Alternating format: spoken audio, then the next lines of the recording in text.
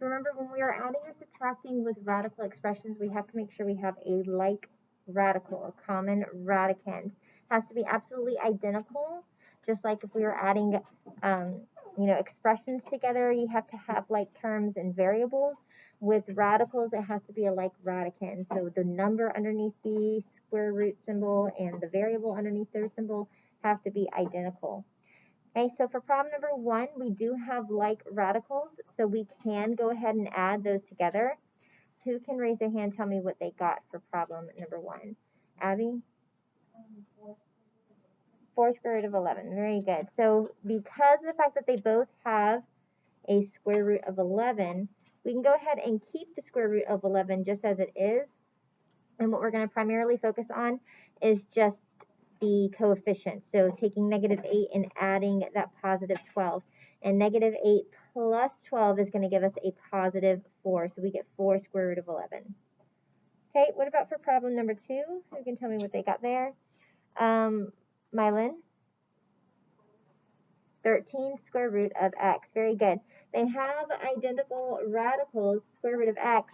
So we're going to focus on just the coefficients. So we have a 14 minus, and there's nothing here, so what should I automatically put?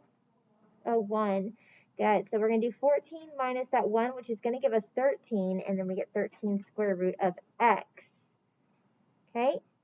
What about for problem number 3? They're not identical, right? 40 and 90 are different, but what should we wind up doing? What should we focus on doing first before we try to combine any like radicals? Hannah? You should simplify each of the radicals. So who can tell me square root of 40? I can break it up into what 2 factors? What 2 factors? Amity? 4 times 10. Very good. So we put square root of 4 and square root of 10. Square root of 4 is the perfect square. What is the square root of 4, guys? 2. Good. So we get 2 square root of 10. That's as simplified as it's going to go. What about the factors for 90? Who can tell me what the factors for 90 are going to be? Susanna? 9 times 10. Good. So we have square root of 9 times square root of 10. And 9 is our perfect square. What is the square root of 9, guys? 3. So we have 3 square root of 10. And then we just follow the operation it's telling us. It says that we're going to add these 2 together. And we can add them together because of the fact that they are like radicals. Square root of 10 and square root of 10. So that means that we're just going to focus on doing the problem 2 plus 3. And what is 2 plus 3? 5. So we get 5 square root of 10 for our final answer. What about for problem number 4? For problem number 4, we've got the square root of 36x minus 2 square roots of 100x. Mylin, what did you get for that? Correct. Negative 14 square root of x. For here, they aren't like terms yet. However, we can go ahead and simplify them. So I'm going to go ahead and zoom in on number 4 so it makes it easier for you guys to see. Okay, so square root of 36x. We can break this apart into a perfect square and a non-perfect square. For my perfect square, 36 happens to be perfect. So I'm going to put it over here. X is not perfect because of the fact that it is not an even powered value. It doesn't have an even power. Also, it doesn't have any exponent except for a 1, which means that I'm going to keep it singular. I'm going to keep it by itself. So we have a perfect square and a non-perfect square. Let's go ahead and simplify that perfect square. What is the square root of 36? 6. So we get 6 square root of x. Okay, now we have the 2 square root of 100x. That 2, we're going to ignore it just for the time being. I'm going to just bring it right on down here. And I'm going to split 100x up. I'm going to split it into a perfect square, which happens to be that 100. 100 is a perfect square. And then the non-perfect square, which is that x, square root of x. And what is the square root of 100?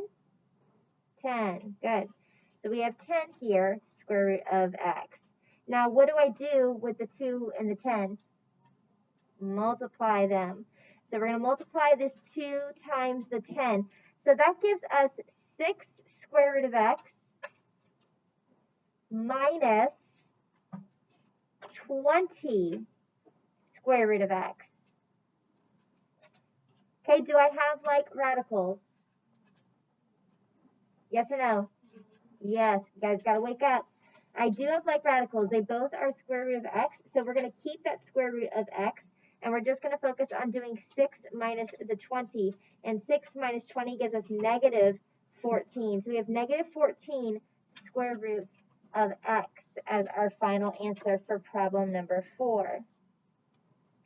All right, problem number 5. Problem number 5, again, we have a whole lot of radicals, and none of them look like they have any like terms to each other until we go ahead and simplify them. So who can raise their hand and tell me what 2 factors can we use for 75? What perfect square and non-perfect square can we use for 75? Matthew? 25 and 3. Square root of 25 and square root of 3. Square root of 25 and square root of 3. What about for 98? 98, we need to split that up. What are the 2 factors that we can use for 98? Philip, I'm going to assume that you're raising your hand because you're stretching so lovely. What are the 2 factors that we can use for 98? Well, do it right now. What 2 factors could we do for 98?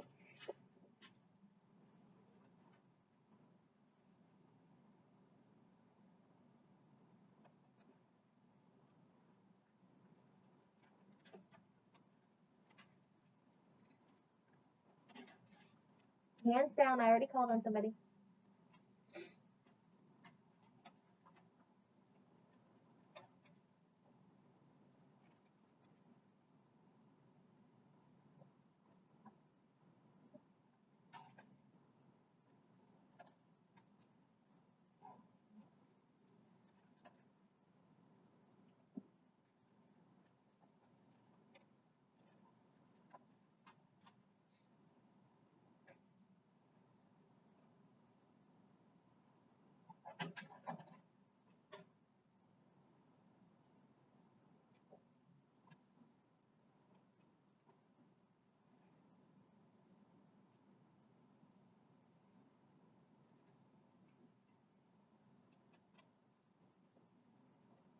Philip, what is 98 divided by 2?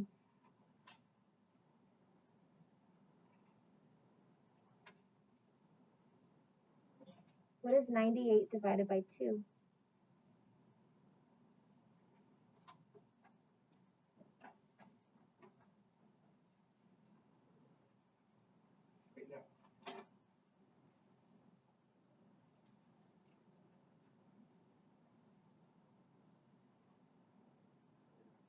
Is 49 a perfect square? Okay, you need to have those lists memorized, guys. You need to have those lists memorized. So 49 and 2 would be our perfect square and non-perfect square. What about 48? Brian? 16 and 3. Guys need to be quick. You need to be thinking quickly through these, okay? We're using the same numbers constantly, so it should become almost like second nature splitting these up. Okay, square root of 25 is what? 5. Square root of 49? 7. Square root of 16? 4. Okay, so we have 5 square root of 3 plus 7 square root of 2 minus 4 square root of 3. Like radicals. Which ones are my like radicals? Abby? Okay, 5 square root of 3 and 4 square root of 3. So these ones are my like radicals because of the fact that they do have the same exact radicand. Don't forget to include that minus sign that's in front of the 4. That does have to travel with it. So if I were to rewrite this, I would write it as 5 square root of 3 minus 4 square root of 3. And then I would write plus for my 7 square root of 2 off to the side. This one does not have any like radicals, so therefore it's just going to stay as 7 square root of 2. A positive, right? We're just going to be adding that 7 square root of 2. We're going to focus right here on this 5 square root of 3 minus the 4 square root of 3. If we do 5 minus 4, that's going to give us a 1. So we would have 1 square root of 3. However, do I have to write that 1? No. We don't have to write it. It's part of that invisible math concept that we don't have to write coefficients of 1s. We don't have to write denominators of 1s. We don't have to write exponents of 1. We don't have to write those. So we can leave it as square root of 3 plus 7 square root of 2. And that's our final answer. Any questions? Okay, you have an assignment today. This assignment needs to be glued in on the next page of your notebook. You need to complete it. We're going to be working on it all class period, and then we're going to be checking it first thing tomorrow at class time. Okay?